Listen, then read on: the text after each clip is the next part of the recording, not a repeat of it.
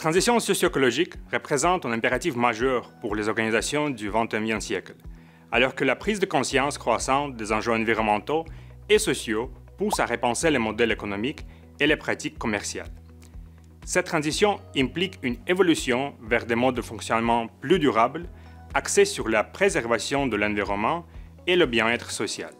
Tout d'abord, je dois dire que le secteur d'activité économique, qui est le secteur de l'environnement ou la filière environnementale, c'est un secteur qui est en forte croissance.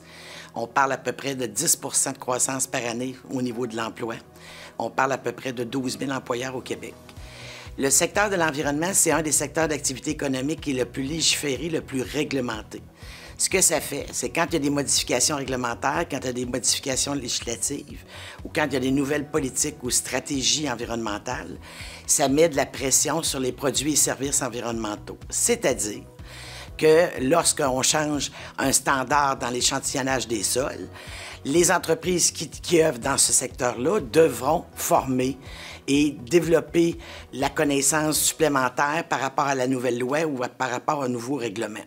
Alors, ce que ça fait, c'est que ça met de la pression sur l'écosystème et il y a énormément d'emplois qui seront à créer et qui sont des nouveaux métiers qu'on voit apparaître au fil des années. Alors, c'est un secteur d'activité économique qui est très, très, très important pour l'avenir.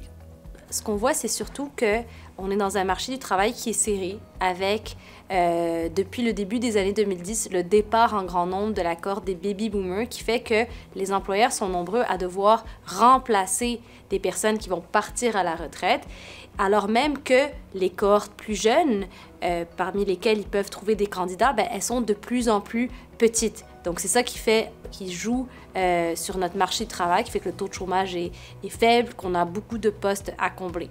Alors, notre enjeu au Québec, c'est surtout que cette transition climatique, elle se fait dans un contexte de rareté de main-d'œuvre. Donc, chaque nouveau besoin qu'on va avoir, si on veut attirer des filières de pointe comme la filière batterie, si on veut électrifier certains secteurs de notre économie, bien, toutes ces demandes supplémentaires, elles vont venir finalement exacerber les pressions sur le marché de l'emploi. Donc, notre défi, il est plutôt de s'assurer de la disponibilité de la main-d'œuvre suffisante pour mettre en œuvre tous ces projets, pour transformer nos entreprises, pour électrifier notre économie.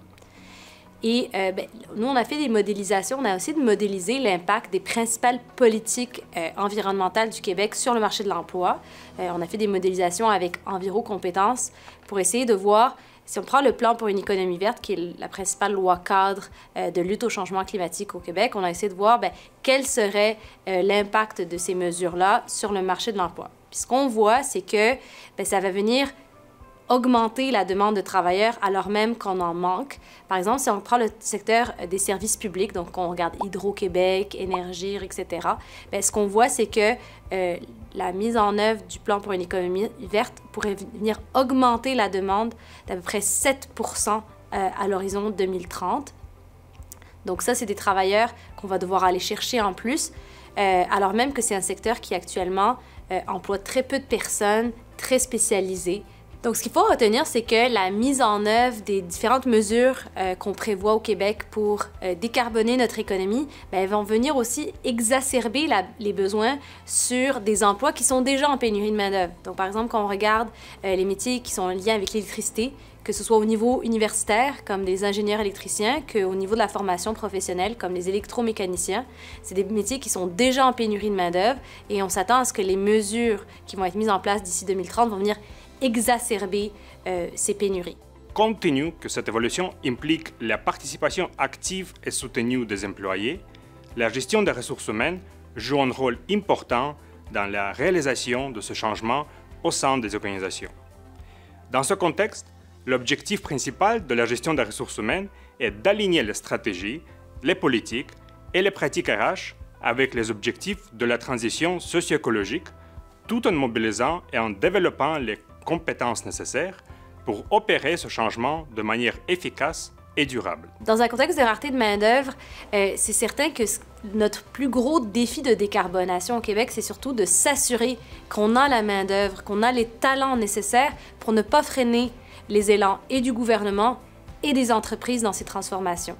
Donc oui, ça nécessite d'aller chercher de nouveaux travailleurs dans certains cas, mais ça nécessite également d'améliorer notre productivité. Donc, en fait, apprendre à faire plus avec moins. Et donc, ça nécessite parfois d'automatiser, d'intégrer des nouvelles technologies, mais aussi de former le personnel pour qu'il soit plus productif et ainsi réduire les besoins de recrutement.